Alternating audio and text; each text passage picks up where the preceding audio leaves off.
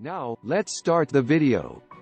In the early stages of HIV infection, the most common symptoms are none, says Michael Horberg, MD, Director of HIV/AIDS for Kaiser Permanente, in Oakland, California. 1 in 5 people in the United States with HIV doesn't know they have it, which is why it's so important to get tested, especially if you have unprotected sex with more than one partner or use intravenous drugs. Here are some signs that you may be HIV. Number 10. Fever. One of the first signs of ARS can be a mild fever, up to about 102 degrees F. The fever, if it occurs at all, is often accompanied by other usually mild symptoms, such as fatigue, swollen lymph glands, and a sore throat. At this point, the virus is moving into the bloodstream and starting to replicate in large numbers, says Carlos Malvistuto, MD, Instructor of Infectious Diseases and Immunology in the Department of Medicine at NYU School of Medicine in New York City. As that happens, there is an inflammatory reaction by the immune system. Number 9. Fatigue. The inflammatory response generated by your besieged immune system also can cause you to feel tired and lethargic. Fatigue can be both an early and later sign of HIV. Ron, 54, a public relations executive in the Midwest, started to worry about his health when he suddenly got winded just walking. "Everything I did, I got out of breath," he says. "Before that, I had been walking 3 miles a day." Ron had tested HIV positive 25 years before feeling so tired. Fatigue during acute, or newly contracted, HIV might not be so obvious. Number 8. Achy muscles, joint pain, swollen lymph nodes. ARS is often mistaken for the flu, mononucleosis, or another viral infection, even syphilis or hepatitis. That's not surprising. Many of the symptoms are the same, including pain in the joints and muscles and swollen lymph glands. Lymph nodes are part of your body's immune system and tend to get inflamed when there's an infection. Many of them are located in your armpit, groin, and neck. Number 7. Skin rash. Skin rashes can occur early or late in the course of HIV/AIDS. For Ron, this was another sign that he might not have run-of-the-mill allergies or a cold. "They were like boils, with some itchy pink areas on my arms," Ron says. The rashes can also appear on the trunk of the body. If the rashes aren't easily explained or easily treated, you should think about having an HIV test. Number 6. Nausea, vomiting, diarrhea. Anywhere from 30% to 60% of people have short-term nausea, vomiting, or diarrhea in the early stages of HIV, Dr. Malvistuto says. These symptoms can also appear as a result of antiretroviral therapy and later in the infection, usually as the result of an opportunistic infection. Diarrhea that is unremitting and not responding at all to usual therapy might be an indication. Number 5. A dry cough. A dry cough was the first sign Ron had that something was wrong. He at first dismissed it as bad allergies. But it went on for a year and a half, and kept getting worse. Benadryl, antibiotics, and inhalers didn't fix the problem. Neither did allergists. This symptom, and an insidious cough that could be going on for weeks that doesn't seem to resolve. Number 4. Pneumonia. A cough and the weight loss may also presage a serious infection caused by a germ that wouldn't bother you if your immune system was working properly. There are many different opportunistic infections and each one can present differently, Dr. Malvistuto says. In Ron's case, it was pneumocystis pneumonia, PCP, aka AIDS pneumonia, which eventually landed him in the hospital. Number 3. Night sweats. About half of people get night sweats during the early stages of HIV infection, Dr. Malvistuto says. These can be even more common later in infection and aren't related to exercise or the temperature of the room. Similar to the hot flashes that menopausal women suffer, they're also hard to dismiss, given that they soak your bedclothes and sheets. Number 2. Nail changes. Another sign of late HIV infection is nail changes, such as clubbing, thickening and curving of the nails, splitting of the nails, or discoloration, black or brown lines going either vertically or horizontally. Often this is due to a fungal infection, such as Candida. Patients with depleted immune systems will be more susceptible to fungal infections. Number 1. Cold sores or genital herpes. Cold sores, oral herpes, and genital herpes can be a sign of both ARS and late-stage HIV infection. And having herpes can also be a risk factor for contracting HIV. This is because genital herpes can cause ulcers that make it easier for HIV to enter the body during sex. And people who have HIV tend to have more severe herpes outbreaks more often because HIV weakens the immune system.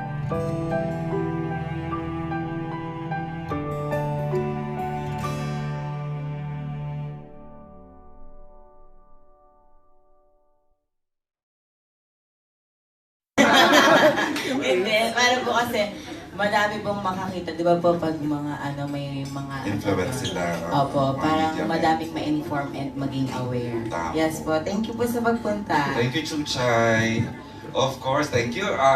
Justin, I think we're good with the question and answer. Before we start our Q&A, we'd like to request the members of the media to occupy the seats sa harapan. Para maganda yung view nyo. Occupied na naman na. Ano ba bang gusto mo? Anyway,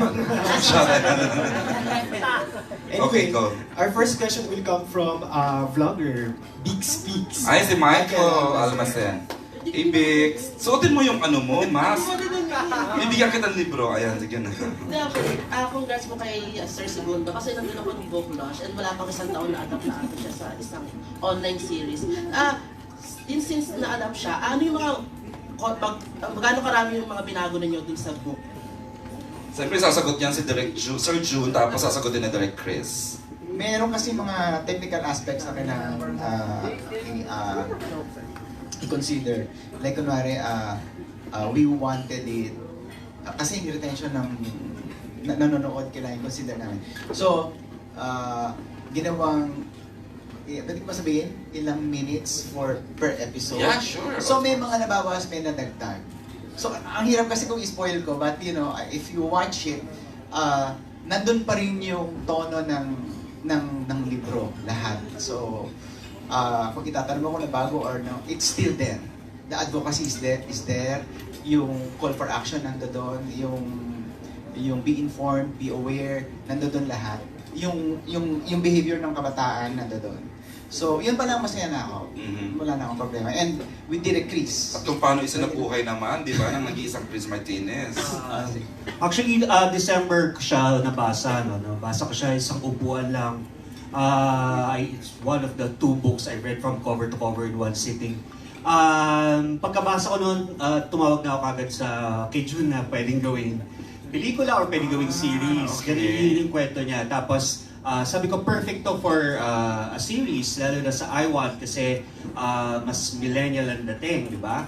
And hindi siya ganun ka-faithful sa book in such a way that hindi siya parang word for word nandun sa series. But the essence and the spirit of the book is there.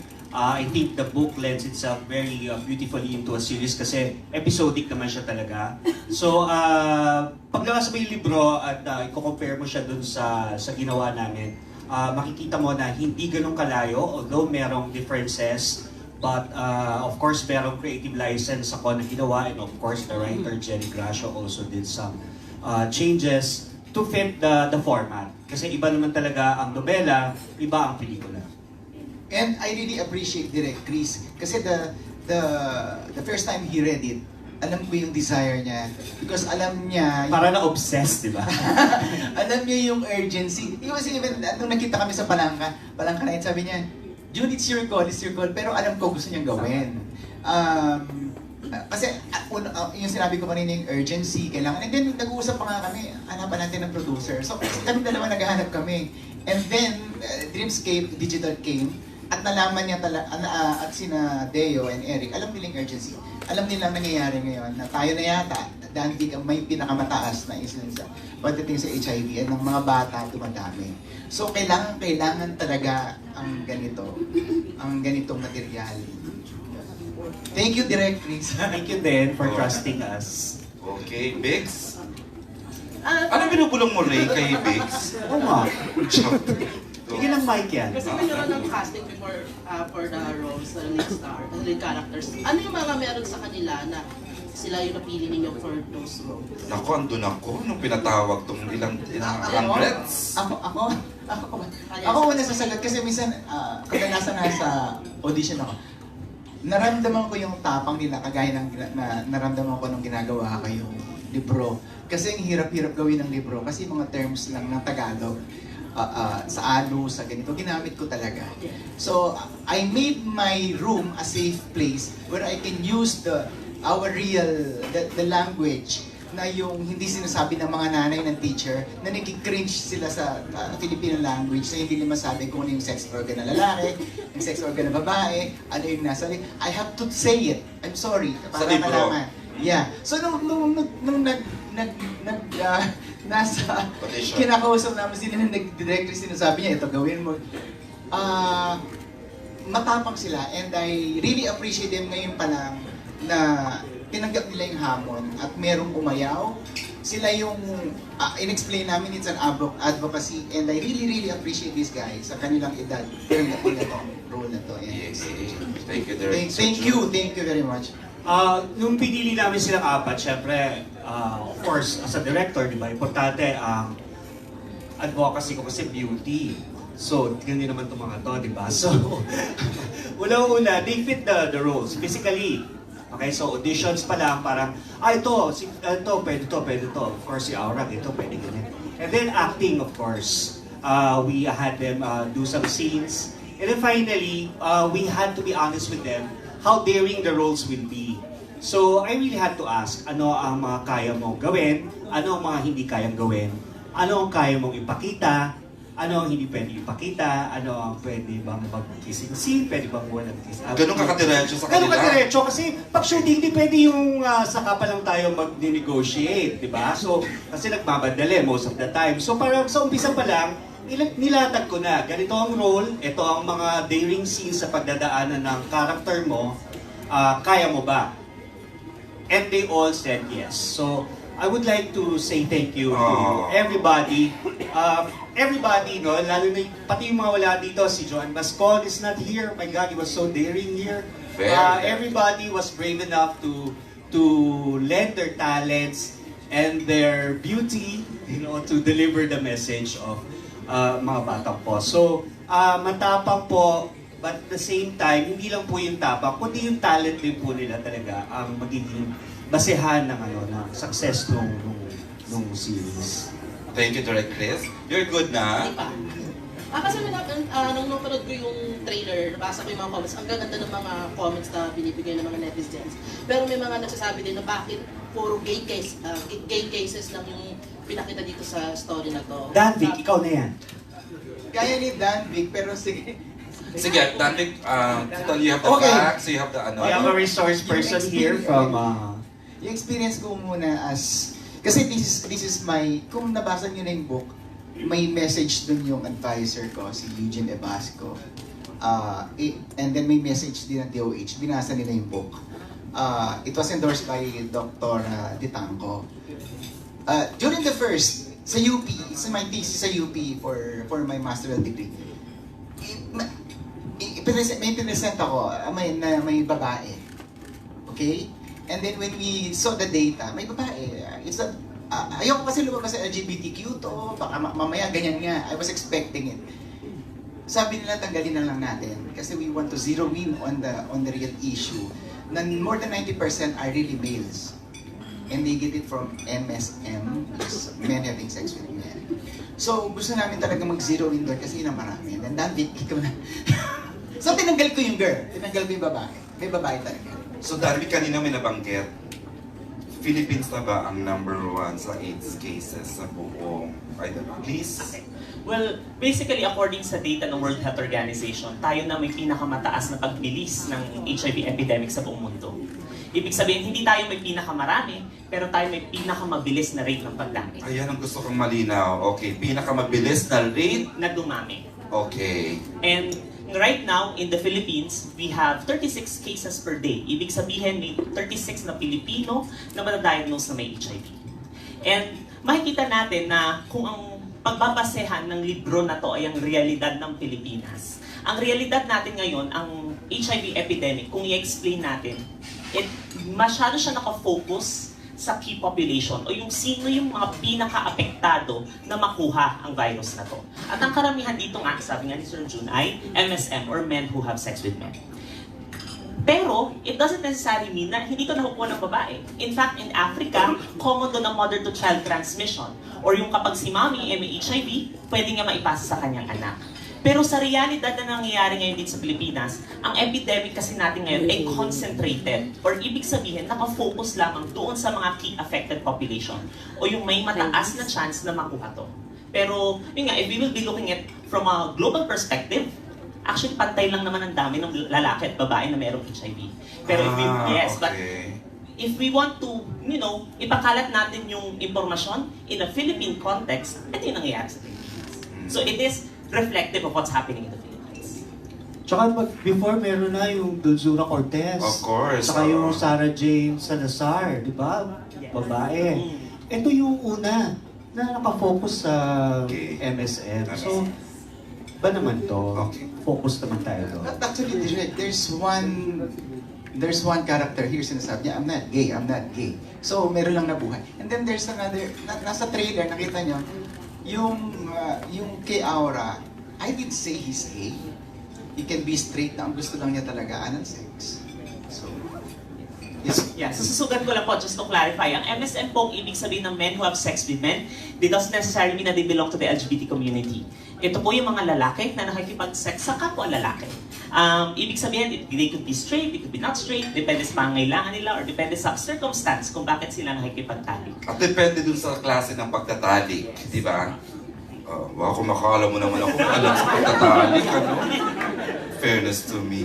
Okay, Justin, thank you, Bix. Uy, gusto kong tanungin yung cast kasi andun ako noong first day na nagpatawag ng casting call. Nakita ko yung mga nag-back out. Talaga namang hawak ang script. Mother EJ, can I tell them hindi ko kaya? Go ahead, just leave. Gusto ko malaman to mga talaga namang napaka-professional na actors natin. Why did you accept the role? Paano nyo nalaman na may audition? And now that nagawa nyo na yung mga eksena, ano ang feeling na nagawa nyo successfully ang project? Let's start with Mark. Ay, Diyos ko, Mark, ang dami mong ginawa dito. Diyos ko, Lord. Sige, lalayan kita. First, nalaman ko na may audition tungkol sa project na to. Well, nalaman ko na may itong project tungkol sa HIV awareness.